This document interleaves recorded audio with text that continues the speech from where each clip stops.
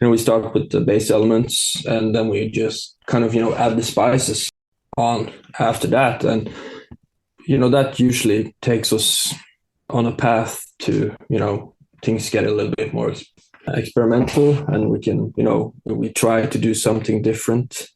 And, that's, you listen to the record and that's how it turns out. It's not, intentional.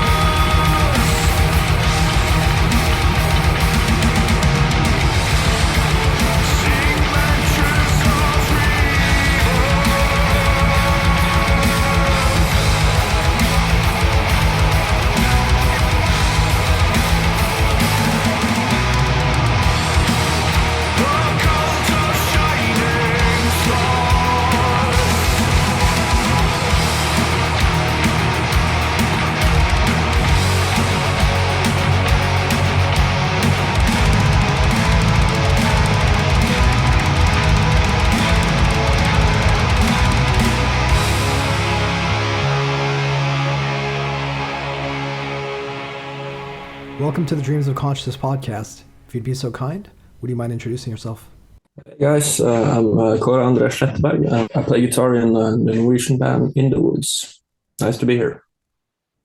Thanks for being here. And Kåre, how would you describe the music of In the Woods?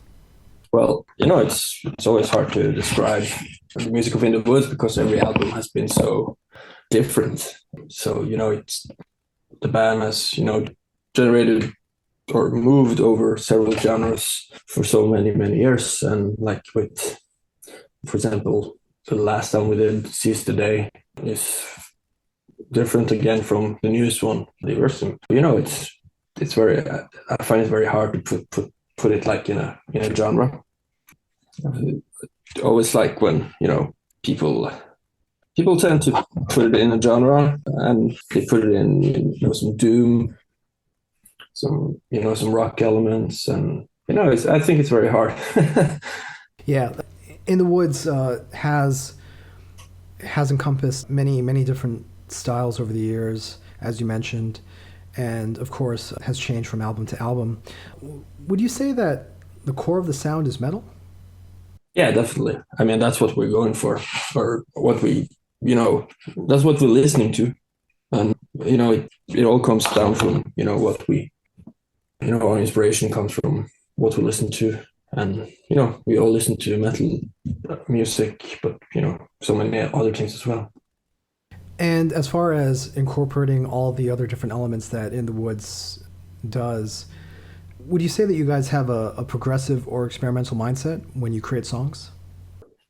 We don't try to, we don't have a goal to be that. It's just when we sit down and we start with the bass elements, and then we just kind of add the spices on after that, and that usually takes us on a path to things get a little bit more experimental, and we can we try to do something different, and that's you listen to the record and that's how it turns out. It's not intentional. Right. And we'll speak more about your songwriting and how songs come together for In the Woods a little bit later. But from what you're telling me, it sounds like it isn't necessarily your intention to experiment, but you do like to try new things and go into songs with an open mind as far as how they turn out. Yeah, exactly. Because we can't say to ourselves that, hey guys, this song is going to be very brutal, or this song is going to be nice and beautiful. It just turns out the way it does when everyone has put their touch on it, so to speak. And Kåre, you are fairly new to the band as well, right? Yeah, I started in 2015, so it's getting there. Almost 10 years. You're right. Almost 10 years, yeah. Yeah. But as far as the history of In the Woods, which goes back almost, 30 years or something like that, you're one of the newer members. Would that be fair to say? Yeah, I'm the oldest of the new members. That's a good way to put it. Fair enough. Yeah. Can you tell me how you ended up joining the band and what led to you becoming a full-time member? Oh, well, it was late summer in 2015, and I was playing in this rock and roll band, and we were having fun, and it was nothing too serious, just studying and playing music in the evenings. And I got this request to come play on a festival to play some tribute to Motorhead. So got out to rehearsal there, and Anders Kåre was the drummer for that little project, for that little festival. So that's how we ended up talking. And a few months later, I was at rehearsal with In the Woods. And were you a fan of the band beforehand? Yeah, because because I come from a smaller town, a little further east. So when I moved down here to Kristiansand, the south part of Norway, everyone talked about, it was like three bands that people talked about. You had your Blood Red Throne, death metal, and you had Green Carnation and In the Woods. So you checked it out, but I didn't study it in depth until I was a part of it. Right. And as far as your own musical background, you've been in a few projects beforehand, right? Yeah, correct. Yeah. What was your musical background? What kind of music do you like? Oh, well, I was the reason I play or am a musician is because of Uriah Heep, the English band. And they put out a record in 1974 that's called Wonderworld. And when I was a little kid, my stepfather played that for me, and I just knew that I wanted to do something with music. And since then I drifted towards more of like the American rock, but like the late '80s scene type of thing, and with Guns N' Roses and those bands and all Right, that. right, right. And like I grew up and things changed. I discovered more of the great blues guitar players, and then again I had a like epiphany when I'm listened to some of these progressive black metal bands, and the emotions and all that really caught me. So I've never been to Norway, and the impressions of the black metal scene that people have outside of Norway are quite different from how people experienced it in Norway. What were your impressions of black metal like, as somebody who came from a wider, not necessarily specifically metal background? What was it about the music that resonated with you? Uh, for me, it's about like I'm not all into all of the everything be like antichrist or like worshiping the devil and everything. I'm like that's not what made it. But like the music is so raw. There's nothing hidden. It's like it's right in your face, and that pureness, rawness was one of the elements that for like made me really enjoy listening and later playing that type of music. So but like I think like the Norwegian black metal is much bigger, yeah, in like outside of the borders. But yeah, we listen our fair share here as well. Right, right. You mentioned you joined In the Woods in 2015. That's correct. Yes. Yeah. Were you on the Pure album? No, because I entered very late in that recording session, so I only appear on, I can't remember the name, but it's the instrumental song on that album. Okay. Yeah. The reason why I bring up Pure is In the Woods actually went on a long hiatus before that album came out. Did you know that they were, I mean, obviously you knew Anders, drummer. Did you know that they were coming back and they were planning a new album? I didn't know until I met Anders, because I wasn't updated on social medias, and it was not this the music scene that I was keeping up on at the time because of the other bands I were playing in. So when he told me that they had started recording a new album and they're going to play some shows and it was coming back, I had to start questioning like who's in, who's these people, and yeah, that was it, and it was pretty cool. So yeah, it was cool to hear that hey, they're back making an album. So And you mentioned you came in fairly late into the writing process, right? yeah, correct. What was your impression when you heard the album? Well, the version I heard and the version that was released was very different. There was some like re-recording of some guitars and stuff that was done when it was released or right before it was released. So it was a fairly good record. I thought it was very different, mainly because of the change in the vocalist. Because Anders had in James Fogarty, the British guy, and it was different, but still has those elements that makes it it's very hard to describe because all the records are so different, but there's still a few pieces that in the music like when you hear it that it's In the Woods, and that was very cool to hear, especially since I wasn't a very fan of at the time of the they put together like a completion of all the singles, 3 times 7 on the pilgrimage or something like that. And yeah, and then now we went back to with some harder stuff, and that I liked. Right. In terms of your own playing style, was there a transition or was there a learning curve in adapting to the kind of music that In the Woods plays? Oh yeah, definitely. For first few months it was hard because of the tuning. You have a much slower tuned guitar, and that changes a lot in the way you attack the guitar. So that took me a long time to get used to. And some things that I wasn't fairly comfortable with in the beginning, but that has grown on me. Like I was never a very fast guitar player, but now I'm keeping up.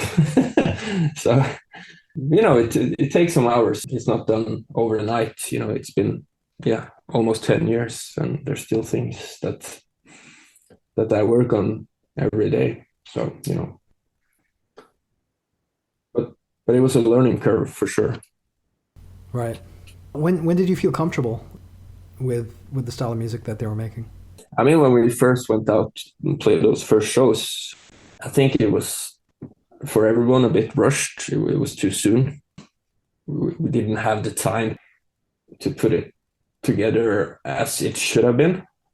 Well, like I didn't say too much about it because I was the new person. I was the youngest and all that. But like when we played a lot in 2017, 18, and 19, and like when we did a tour before COVID hit, that was like probably the most comfortable. Then you've been doing it for a few years, and then it's becomes almost automatic. Now, has playing with In the Woods changed the way that you write for your other project? Oh yes, very much. I never used to write long songs. Now I love to write long songs. Very strange, but that band has influenced me so much. So by learning some of the old songs and be a part of the new songs, it has inspired me to do so very much different things than I used to do before In the Woods. So it's very much fun, and I really like it. I can challenge myself a little bit more.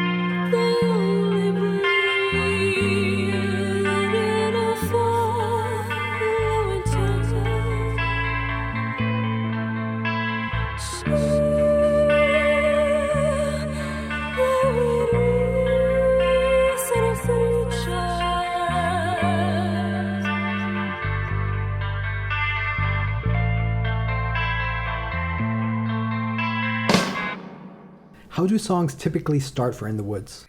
Well, it's like we're not very good at sitting together and writing stuff. So usually, you get a full, like a finished frame, so to speak, and we listen to it when we're at rehearsals, and we talk about it, and we agree on arrangements, and then we start with recording drums, and then we just sprinkle with rhythms and keyboards and leads and everything that we do. We trust each other when we record everything, so we trust that the others will do their parts in the best possible way. So that's kind of the process. It's not very sit in the same room for hours after hours, except for when we're recording. Right. Do a couple of the members handle most of the songwriting and arrangements? Well, the songwriting goes, like, especially on the last album, was just the basic structures was basically Bernt Sørensen, the other guitar player. He's such a brilliant songwriter, and he's just pumping out songs. It's ridiculous. So, but arrangements and melodies and everything, that's something we're fairly good at. Everyone, they're like, what goes there, what comes here, how do we do this, how do we do that. I feel that we're very, very good at it now. Like we're already in the making of the next album, and that's something completely different, because we are all writing songs. How complete are the songs that he sends you? Does he have the arrangements demoed out, and you guys contribute your own parts to it? Yeah, I get a... Or does he just come up with riffs? You get the riff, and you guys figure out how to... No, he has the riffs, and he has them in a certain way. And, you sit down and, you open your DAW program, and you put it in there, and you listen to it, and you cut and paste, and, you move a chorus, or, you make that twice as long, stuff like that. And then we make a structure with guitars, and we take away the programmed drums and record real drums over it, and we go from there. Okay. So you guys start working from his original guitar demos? Yeah. Oh, wow. That's mostly that, yeah. Cool. It's very interesting, because, you get a scratch idea, and when you finish, it's something completely different. On this latest album, which song would you say changed the most from the demos to the recorded version that we hear on the album? Everyone. No, the whole album came out much different than we had in our heads, because of that James Forkey left the band. So, he does vocals a very different way than Bernt Fjellestad does.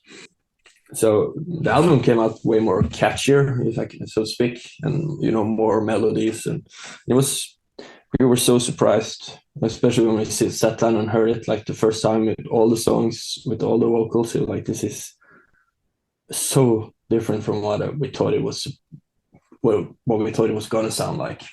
So it's just one man, but he changed it a lot. Yeah. So Diversum is the name of the latest In the Woods album, and it came out on the 25th of November of last year, 2022, through Soul Cellar Records. When did you guys actually begin work on this album? I think we recorded the first drums in December. No, wait, January or February 2020. That's when like we started, and we were getting into it, and we couldn't visit each other for a long time, so that kind of stopped. But we took it up that summer because the restriction was lifted in Norway, and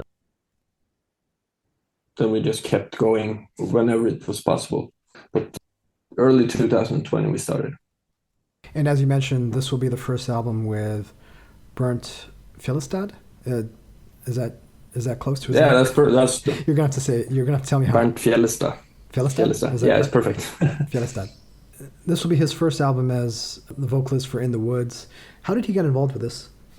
Well, we had our differences with the former singer James, so he didn't want to participate in songwriting, and I think he was kind of fed up by the distance. From it's a long way from here to Brighton in England, so yeah, he decided it was not worth it, and we went to on talk on Messenger, on video calls, and like, what the fuck do we do now? We had 8 songs, but now we have 5 because he quit, so he took some of his songs with him. That wasn't really the problem. We were like, what do we do with these 5 songs? So we started writing more. We wrote 3 more songs, and we were looking for singers. And Bernt Fjellstad has been a friend of everyone in the band except myself for the last 25 years. So when he came in, and I met him the first time, and we had a chat, and I think later that week he delivered a demo, and there was no reason to do anything else because it sounded so good. So I need to clarify something. When you said that you guys were working on the album during the COVID restrictions, does that mean most of the album does that mean you guys were working on the album remotely? Were you coming up with your parts individually on your own? No, because we got together when the restriction was lifted. There were times when it was bad in Europe and they lifted restrictions in Norway so we could visit people. So we took those chances, but like one person at a time, just going there and doing our parts and going home and doing it the same the next day. I see. Okay. And where did you guys actually record your parts? We recorded it in Bernt Sørensen's studio. He has a studio in his house.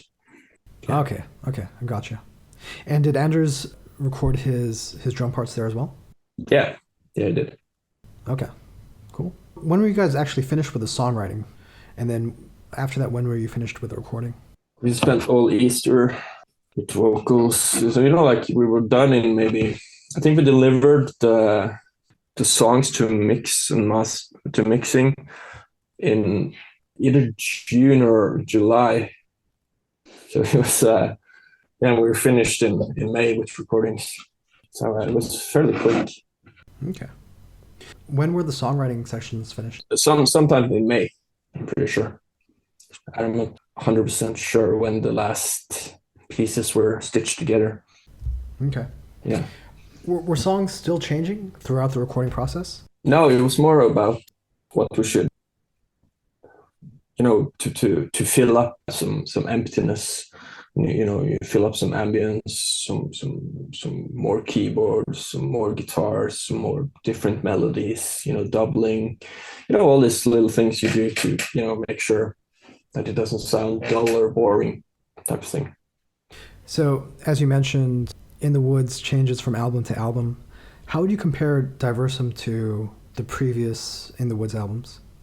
What would you say makes this one unique? Or what is the character of this album compared to the rest of them? I think this is an album which is very different because of, number one, we're a group of friends. There's no dispute, there's no bad feelings about anything. We trust each other 100%. So it makes the process much, much easier to do. And, then the music sort of comes naturally. And there's no, don't do that. You suck. Don't do the fuck, type of things, right? So like, and, it's probably like the first In the Woods album that every part you hear on that record is going to be played exactly the same way live by the same person, which is very cool. We trying to, we want to show the band as it is, instead of having, for example, a singer that sings, play keyboards and play bass and wants to play guitar as well, so now we're more like a true image of what we really are. Okay, I gotcha. You also mentioned that this is a catchy album, or the album ended up being catchier than what you thought it was going to be. Yeah, I think, yeah, definitely. Not in a negative way at all. Like Bernt Fjellstad he's such a talented musician, and the way he creates melodies is just amazing. And that's what surprised me the most, because he has a total different approach when it comes to creating his lines and melodies than, for example, the young Kenneth had or James had. So that's turned the album to be so much better, I think.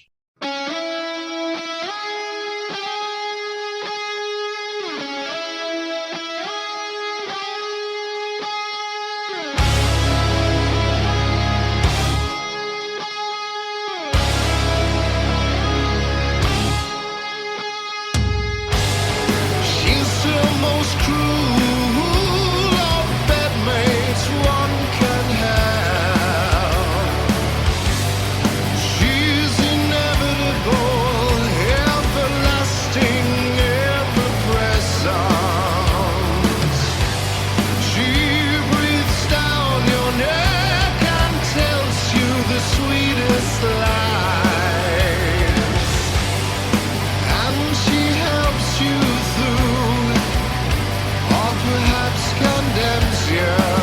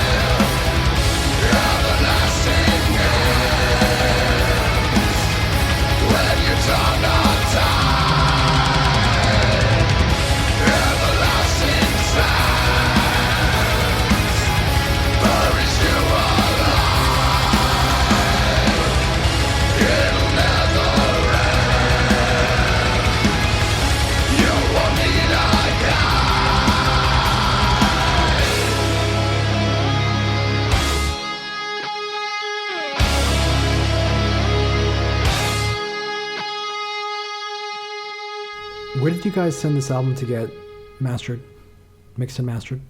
It's mixed by a French guy called Frédéric Gervais. I think that's how we pronounce it. He has a studio in Paris, I believe, right, or outside of Paris, which he's such a phenomenal guy and he's great to work with. So definitely recommend him. I think his studio is called Studio Henois or something. Yeah. And Frederick has worked within the Woods before, right? Yeah, he did the previous album, Seize Today, as well. So that, and we thought that sounded amazing. So there was no need to go out and look for someone else. With all the different elements and different styles that In the Woods encompasses, is it hard finding somebody who understands your music, who can mix it and master it the way you guys want it to sound? I don't like, I mean, most people these days, they're so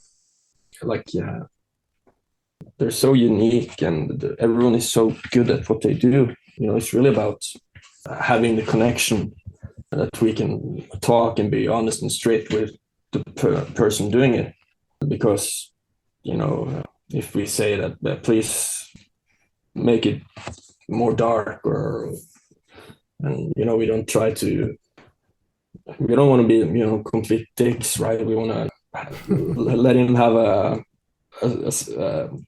artistic freedom, so to speak, you know, because he's, you know, he's putting his personal touch to it.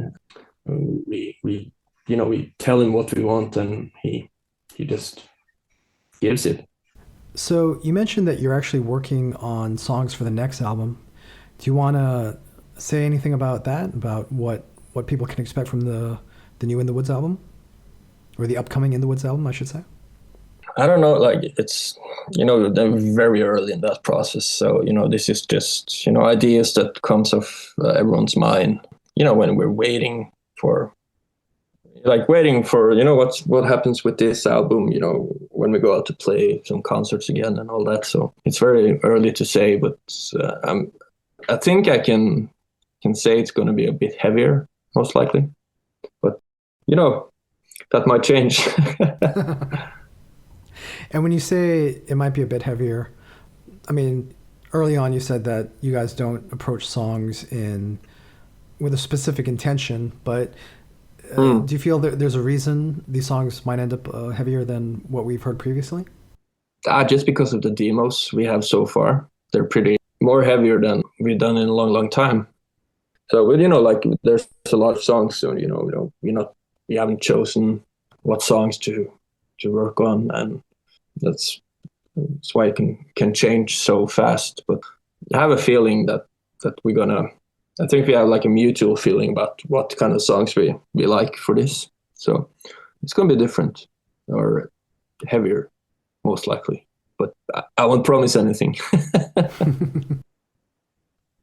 You mentioned something about the songs In the Woods often has longer than average songs. How difficult is that when you're rehearsing and getting ready to play live shows? You know, it's not really a problem, the length of the songs, I would say. It's, you know, we have to, each and one of us, put in an effort to come prepared. And if you come prepared, it's coming naturally in a way. But, you know, a long song takes a little bit more time to rehearse to get it to be as good as we wanted than, for example, a 3-minute song. We don't have any 3-minute songs, but, you know, but we spend some time to, you know, work through the details, or like we start with the arrangement that we have then correct, and then we start to work on the details. And, you know, it depends on the difficulty of the song, if I can say that. Right. Is there any song that you guys play live that you find is particularly difficult? Yeah, we're currently rehearsing The Malevolent God from Diversum now, and it's a hard one. It's so much that's happens throughout the entire song. So, you know, we have to pick out certain elements that we want to keep and things we don't want to do live. without damaging the structure too much. So that's a tough song to play. And as somebody who started as a fan of the band before you joined, is there a particular song that you like playing live? Do you have a favorite? Yeah. Oh, the opening track to Omnio, the 299,000. Absolutely. 796 kilometers per second. That's such a masterpiece song, and I'm so happy I can, play it. It's just fun every time. Yeah, absolutely.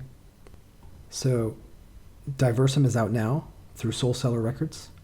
Kåre, how can people get the album? Oh, I would definitely recommend that you get it straight from the label. That's soulcellarrecords.bandcamp.com. They are amazing.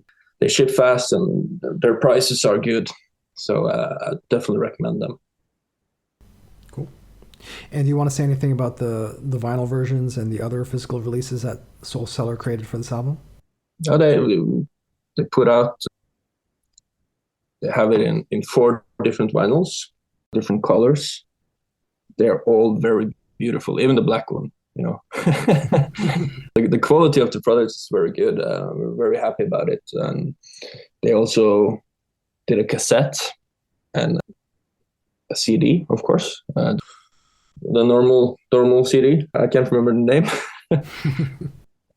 Yeah, and they really care about the fans of the bands they have in their bill. They don't overprice their things, and for me that's very important.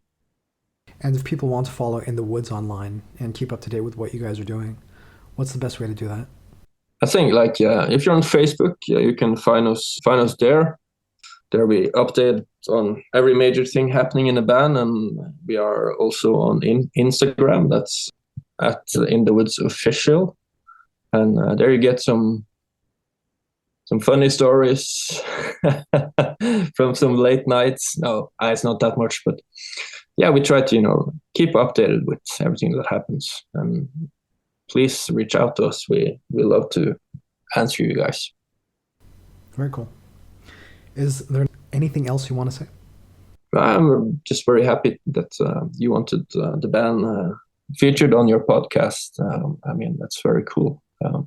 And I hope you and everyone that's listening is enjoying our new record. We are very pleased and honored by all the good words that have been written about it. So it's everything is very much fun now. Thank you, Kåre. Tack så mycket. Thank you so much. Tusen tack.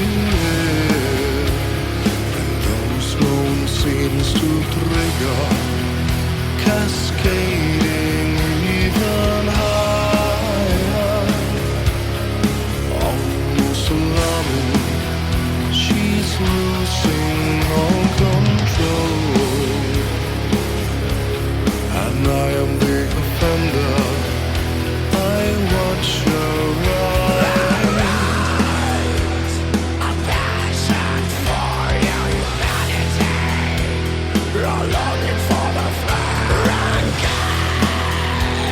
gas.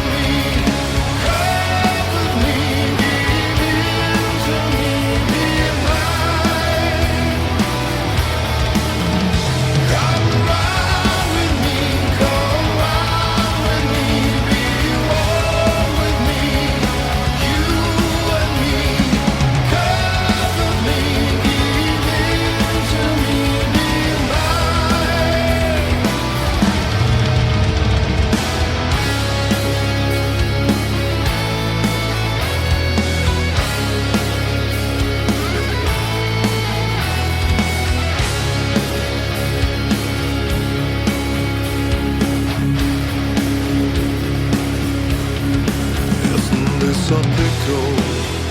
You're all what I prefer. And isn't this a blessing? You and me and her. This is all so exciting. It's what we all have prayed. A twisted slice of heaven, 'cause hell is where